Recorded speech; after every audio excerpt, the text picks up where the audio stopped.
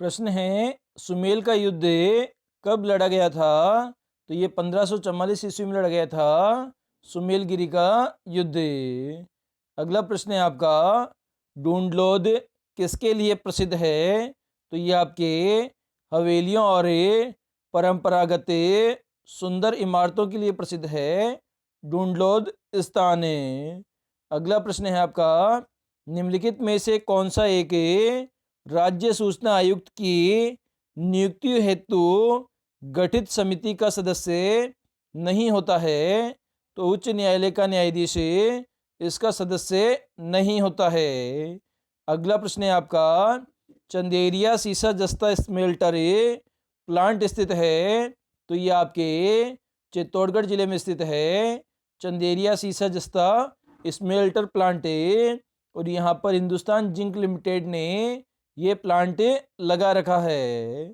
अगला प्रश्न है आपका, दजिया और चीमाता राजस्थान में किस जनजाति से संबंधित है? तो ये दोनों ही भील जनजाति से संबंधित है, दजिया और चीमाता।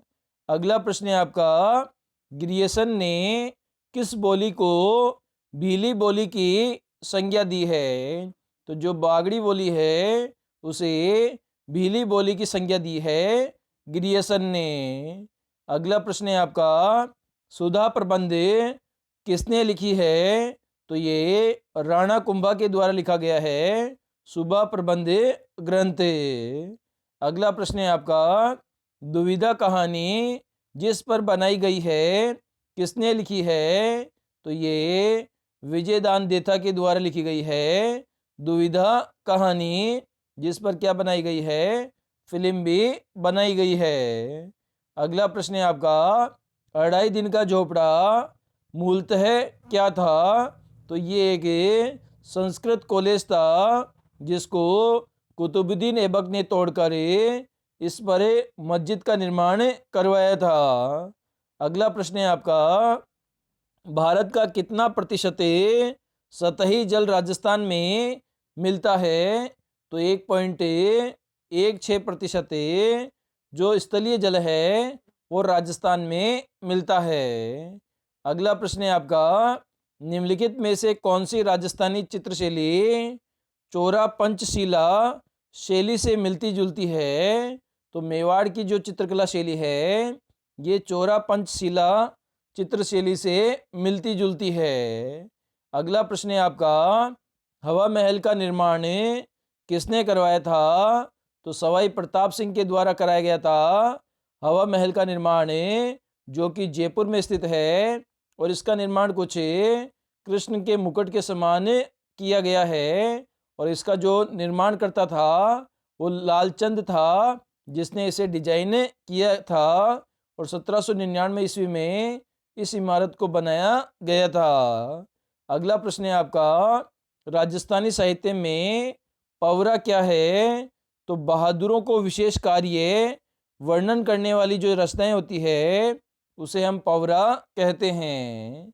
अगला प्रश्न है आपका, राजस्थान का खो दरिबा क्षेत्र निम्नलिखित में से किसके खनन से जुड़ा है? तो ये तांबा जो खनिज है उसके खनन से संबंधित है, खो दरिबा क्षेत्र।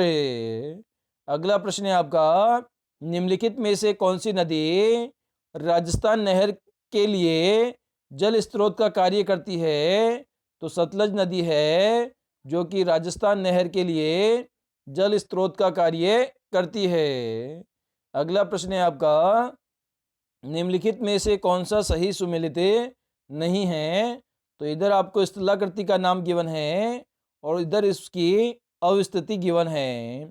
तो भाकर आपको पूर्वी क्षेत्र सिरोही क्षेत्र की पहाड़ियों को बोलते हैं, बिल्कुल सही है। गिरवा उदयपुर के क्षेत्र को कहते हैं, बिल्कुल सही है। बोराट का पठार कुंभलगढ़ से गोगुंदा के मध्य स्थित है, बिल्कुल सही है।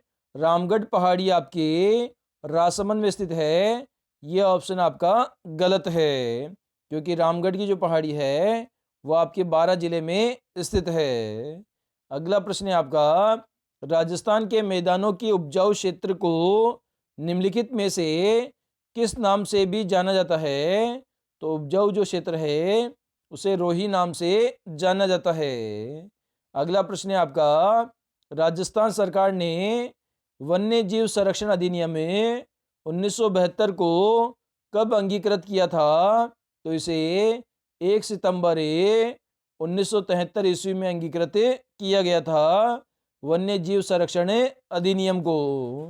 अगला प्रश्न है आपका, राजस्थान का झामर कोटड़ा क्षेत्र की खदानें निम्नलिखित में से किस खनिज के लिए प्रसिद्ध है? तो ये खदानें रॉक फॉस्फेट खनिज के लिए प्रसिद्ध है, झामर कोटड़ा की, जो कि उदयपुर जिले में स्थित है। अगला प्रश्न है आपका, राजस्थान में सर्वाधिक गेहूं का उत्पादन किस जिले में होता है? तो ये आपका जो जिला है श्री गंगानगर, यहाँ पर होता है सबसे ज़्यादा गेहूं का उत्पादन है, इसलिए इस जिले को अन्न का कटोरा भी कहते हैं। तो ये भी आपको याद रखना है। अगला प्रश्न है आपका, 1857 के विद्रोह के समय राजस्थान में कितनी ब्रिटिश छावनियां में विभाजित किया गया था? तो राजस्थान में 6 ब्रिटिश छावनियां थी 1857 के विद्रोह के समय। अगला प्रश्न है आपका, निम्न में से राजस्थान का प्रथम किसान आंदोलन कौन सा था? तो ये आपका बिजोलिया किसान आंदोलन था, जो कि सबसे पहला किसान आंदोलन था, और विजय सिंह पथिक है इसने इसका नेतृत्व किया था, और जो साधु सीताराम थे उन्होंने इसे प्रारंभ किया था, और ये राजस्थान का सबसे बड़ा और सबसे ज़्यादा लंबे समय तक चलने वाला कृषक आंदोलन था। अगला प्रश्न है आपका, मारवाड़ किसान आंदोलन का प्रमुख नेता कौन था? तो जय नारायण व्यास थे मारवाड़ किसान आंदोलन के प्रमुख नेता। अगला प्रश्न है आपका, कौन से नरसंहार को राजस्थान का जलियांवाला बाग हत्याकांड कहा गया है? तो नींबूचाना हत्याकांड को कहा गया है राजस्थान का जलियांवाला बाग हत्याकांड। अगला प्रश्न है आपका, सीकर आंदोलन का उल्लेखनीय महिला नेता कौन थी? तो किशोरी देवी थी, जिसने हजारों जाट महिलाओं का नेतृत्व किया था सीकर आंदोलन के समय।